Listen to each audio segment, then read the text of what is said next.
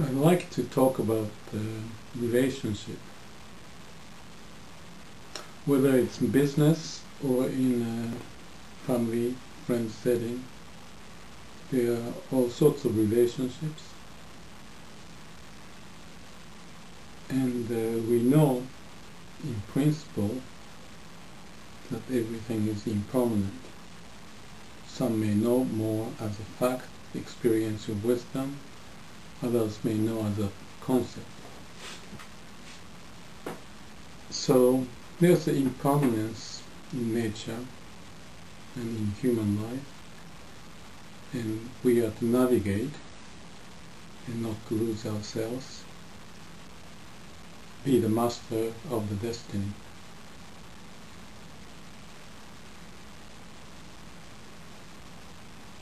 There are all sorts of relationships. Let me talk about in the company setting first. I wrote about it in that broad idea of mini company where every unit is viewed as a company or mini company. Everyone is the president of the mini company. He has customer suppliers. His job is to general manage the situation to satisfy the customer and themselves and the employees for the benefit of the all. Have the mission, objective, plan of action, you execute them and reflect and move forward. Plan, do, check, act. So you are to develop the rhythm to know where you are. Some are good, some are bad, red and green. And you have to come up with ideas to manage the situation better so that you're not getting behind, but be able to be productive and at the same time enjoy what you do by being creative. Each mini company, each unit is a mini company, they are connected to each other. So if I turn into human society in general, or the universe actually, each of the elements may be seen more like a mini universe. And there's a center for each of them, and there's some liveliness of a person to manage the best of what he can or she can. And that's how things are configured, and there's a dynamics of the situation going on in the universe, not just in human society.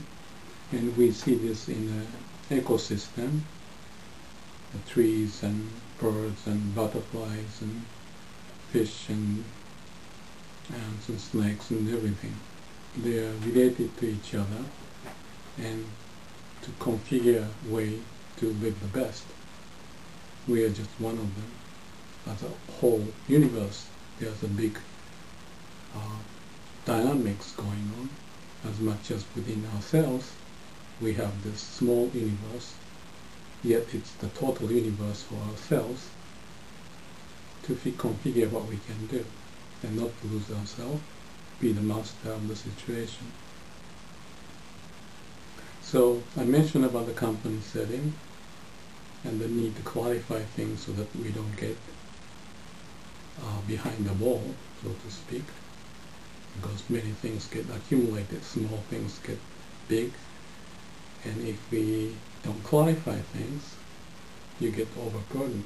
So at certain frequency, you need to kind of purge and then almost like to see the whole picture in clear perspective. I call it the glass wall management instead of brick wall management, where the information is transparent for everyone to see so that the better judgment can be made. The same idea applies in our mind and body, so that we are not caught up in one, but be able to have a balanced perspective of the totality. And we need to have some principled way to do it, to practice it, and move step at a time, each day, every moment, to for the best outcome for our life's journey. So that's just the principle, and at the core of it is to be aware of a creative source that prevails, manifests in our being. And once we have that connection to it, which requires some learning or unlearning of bad habit and creating a better habit, we start to see things getting better organized. Our mind become clear, and therefore we can make a good judgment. Now back to the theme about the relationship. How does this idea apply? As there are many different units, so to speak, or the person, let's call it, in the human relationship. There are many people, or some people, critical people in your life. And because of the nature, we call it impermanence, things may not be the same forever. And how do we deal with it? We get the surprise, disappointment, and all that. If we expect everything to be permanent, you may be waiting for a big surprise. So it's very uneasy perhaps, because we want some security, to have some stable relationship, expected the outcome of life and all that. So on one hand, that's certainly natural to want that, so that you can cultivate the relationship and move on. We have to work on it. But on the other hand, there's a reality we need to be also prepared that things can change. Example in the nature, in the ecosystem, you see it all the time. In business, the competitors, new competitors, technology, the ideas can change the relationship of the business as much in nature. So again, the impermanence is there, and then how do we see ourselves functioning well in that dynamic situation while maintaining the best we can in our relationship? That's the main question.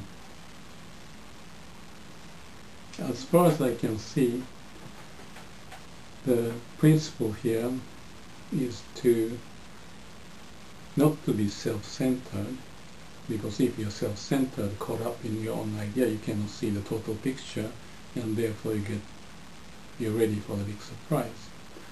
You'd rather be transparent, have a clear mind to see things as it is.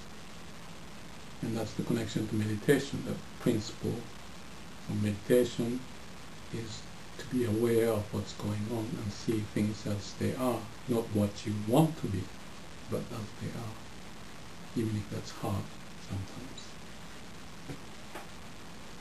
So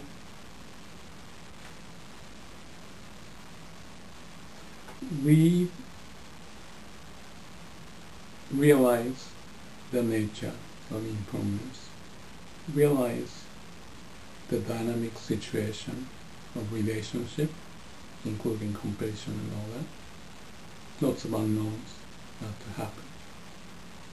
So in pursuing a very beneficial relationship, whether in the work or human society or in your loving relationship, if I may call it, with your spouse and others,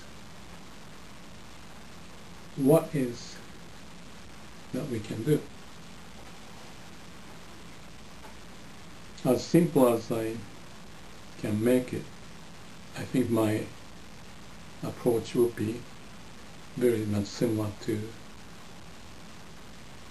managing the organization, because the organization is comprised of different units together, as I mentioned, the many companies, and connecting to each other by customers and suppliers and so forth. And as a human being, in individual, we have different units, different neurons, ideas, and so forth connecting to each other to form the mind or the brain. In the body, you can see the heart, lung, kidney, and all the other organs to connect to each other, and they all making this seemingly complex human, as if, again, a customer-supplier relationship with each other. And the interesting thing is that, especially when it comes to body, if you are egoistic, self-centered, balance will be lost.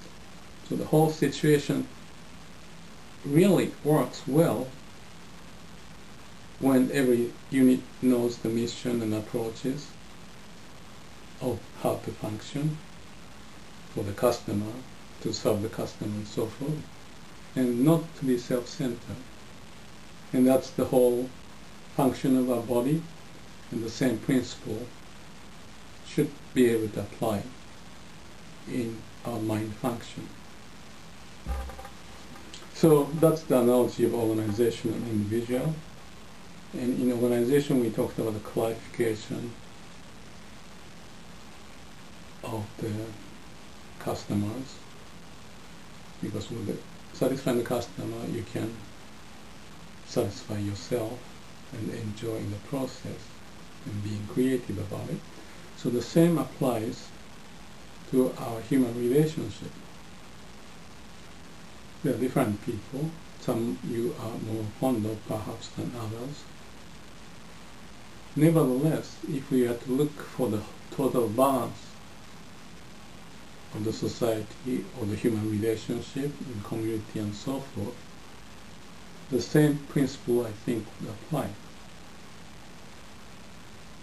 So, long story I think I went through, but I think the bottom line of this is the selfless observation of the reality and reflect at certain interval to see what's going on, reviewing small and big, whatever the situation is, find what's red and green, good and bad, and create or come up with certain strategy to move ahead. So like a running business, running life is like running business. We can be a good master of how we run a business as much as we run our mini company and the company. We need to work on small things because that can be accumulated over time to make it big, and it may overburden us. Our mind gets cluttered and information overwhelming. You need to organize it, simplify it, be able to see the total picture, total perspective, so that you can make the right decision. It's like organization, the information, and housekeeping of it. So that's number one. And then we also need to dig in, because while I say we need to be selfless to be able to see things with a clear mind and so forth, there's the old habit that exists in us that bring in almost like a biased picture because of the negative mind habit. So not just dealing with the things that we need to deal with, we have to deal with whatever we have developed in the past, which may not be productive in running the life as we are talking about. How do we do that? One thing I know is to know what those symptoms are when they come up, about negative mind habit, and just observe it. Be aware of it, and not to stay out of it, but directly face it. Not to drink the beer, watch the TV, or escape from it, because it will never go away so far as you are running away from it. But if you directly face that negative emotion that is popping up without you reacting to it, there's a nature taking care of itself. It's like a self-organization process, as if the wound is healing If you cut your finger, the blood may come out. If you scratch, it's not going to help. If you leave alone, it may help. Or just drink beer, it may help. But let the healing take place by carrying it and observing. And nature has a way of healing. The same is applied in our mind, a negative mind habit. At least that's what I found from my practice of meditation, and just be accepting what it is. Some people call it, there are certain steps of spiritual growth, whatever that may mean, to find the principal way. One is acceptance of the reality, what is going on. And when you do that, you can come up with a resolution, maybe peace. Instead of trying to run away from it, escape from it, hate, emotion, whatever, just observe it. It may take time and energy to do it, because it took time and energy to create such a mind functioning. So you need to have the energy to not to be beaten by it, but accept and let it be the case, and gradually the mind energy, the bad habit, will be erased. So that's the point of choiceless observation, acceptance, observing, aware of what it is as it is. Then you get the state of peace, clarity, that you would accept and understand. After all, that's what it is. And there's a resolution for it. And when you have that, some people have a spiritual experience, like the burden is gone kind of thing. And it's very pleasant, and you can only appreciate the life's energy and find why we are here, in spite of some of the difficulties and hurdles that we may face. Because at the end, there is something very profound in life. So that's another point of, after acceptance, you get to some resolution, and then we energize ourselves to move on, to continue our journey. So that's just the principal thing. And in relationship, as I was talking from the beginning, this is about the relationship, we practice the same principle. Realize what is going on, good or bad. Accept it. Resolve it in ourselves. Then I'm sure that we'll find the insight, the best thing we can do to move forward. It may be applied in the relationship of building up for common good, as in the case of men and women, or it may be also applied in the case where things don't work. There may be men and women married, but because of the difference in opinion, because of the difference in the principle approach in living life, things may not work.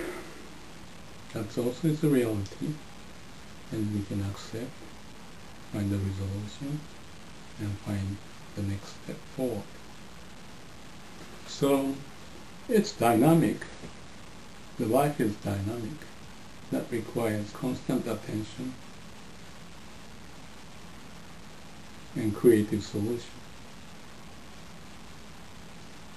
So far as we can, every step of the way, clarify our mind,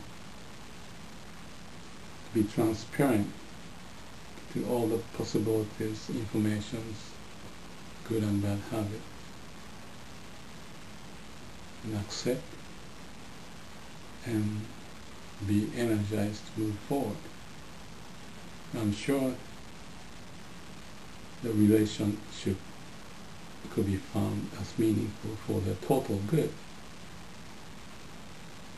and the life that we can live may be most meaningful. At least that's my humble opinion. And lastly, if we have a setting between men and women or group with a common purpose, if we have a setting to share the foundation of why we are here and what we can do and how to process it, and have that as a regular practice, possibly even have a quiet time, not talking a lot, but have a quiet silent meditation for a minute or two every now and then to assure what is to be expected in line with the nature's way, and come to some resolution, acceptance and resolution, and ideas to move forward. And to me, that's the discipline and principle that I like to practice as much as possible, and I hope you gain some benefit in doing it. Repetition is the mother of success. As we do it more, learn from the mistake, and go through plan, do, check, act, and move forward, I think we can find the skill to do just that. And we may find a very wonderful relationship to everything we have around us. Thank you.